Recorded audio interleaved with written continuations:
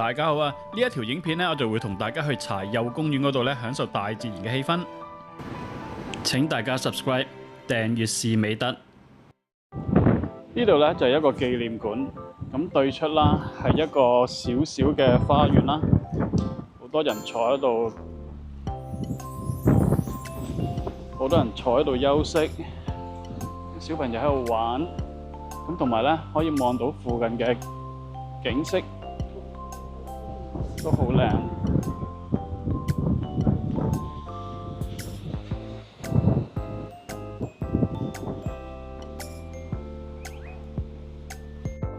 咁經過個小小嘅公園之後啦，我哋就見到呢一條路啦。呢度好靚啊！呢度係一個單車徑啊！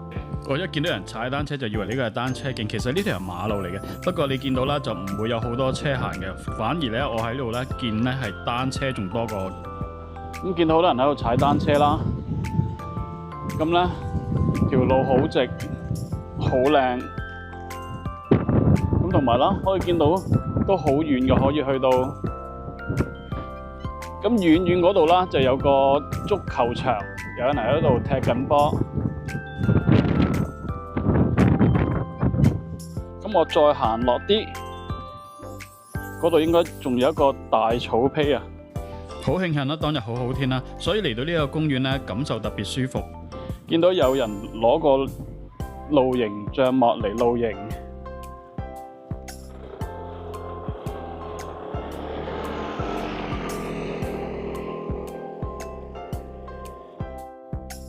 呢一度咧就係柴又公園。咁對住出邊嗰度咧就係江湖村。咁我嚟到呢一個柴又公園咧，就見到好多日本當地人喺度啦，有老有幼，咁就大家喺度，有啲坐下，有啲玩波啊，有啲就同小朋友玩啊，有啲喺度玩樂器添，咁就非常之舒服，好開心。咁有人帶小朋友嚟玩啦，咁有人放狗啦，咁有情侶一齊嚟，有屋企人一齊嚟。有一個人嚟行，大家都好舒服。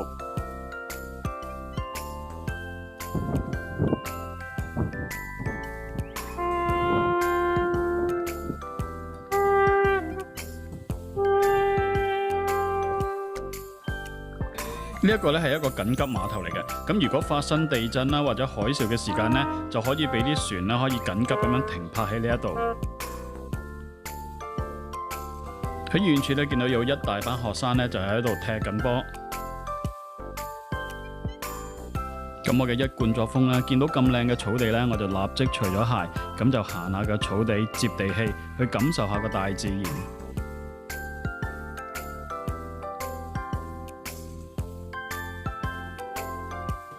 雖然柴又公園唔係一個景點，咁但係對於城市人嚟講啦，去旅行咧可能都係去行商場、去食嘢、買衫買嘢咁樣，咁所以咧嚟到呢啲公園度行下咧，其實都非常之舒服。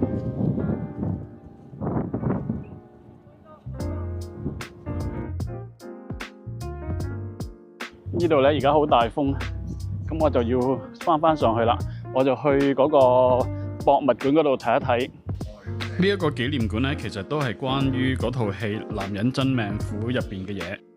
一嚟咧，我就冇睇過呢套電影；二嚟啦，我一陣咧我就要出翻去東京嗰度，因為我 book 咗一間食米芝蓮拉麵嘅麵店，咁所以咧我就冇去入呢一個展覽館入邊睇。咁喺出邊啦，佢就有啲古時嘅裝置咁樣，就介紹翻嗰套電影啦，同埋賣佢電影入邊嘅相關產品啊、CD 啊、影碟咁樣嘅。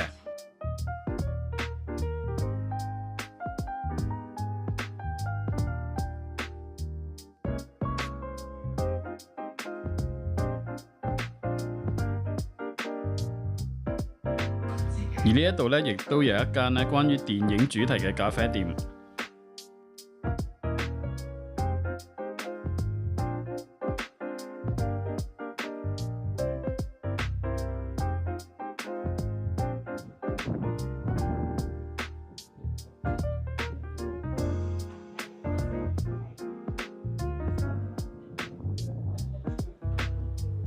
柴又公園啦，喺個小山丘上面嘅，咁就可以望到成個柴油嘅景。咁咧落翻山咧，見到樓下啦有一個叫三本亭嘅地方。咁穿過三本亭咧，就可以行翻去帝釋天嗰度。咁啊，行翻帝釋天，咁我就行翻個帝釋天參道咧，就離開呢一度啦，就去搭車。咁就我要翻去涉谷嗰度食嘢。頭先所講啦，我一陣咧就會出翻去東京涉谷嗰度咧，就食一間米芝蓮嘅拉麵。咁我下一條影片咧就會係關於呢一間米芝蓮拉麵嘅。咁就大家記得留意我嗰條影片啦。咁最後啦，經過埋呢個三本亭，去翻帝釋天嗰度，咁我就離開柴油呢一度啦。咁呢一個柴油半天遊呢，我都覺得非常之舒服，非常之好玩。咁帝釋天呢一個地方呢，就絕對係好值得去參觀噶啦。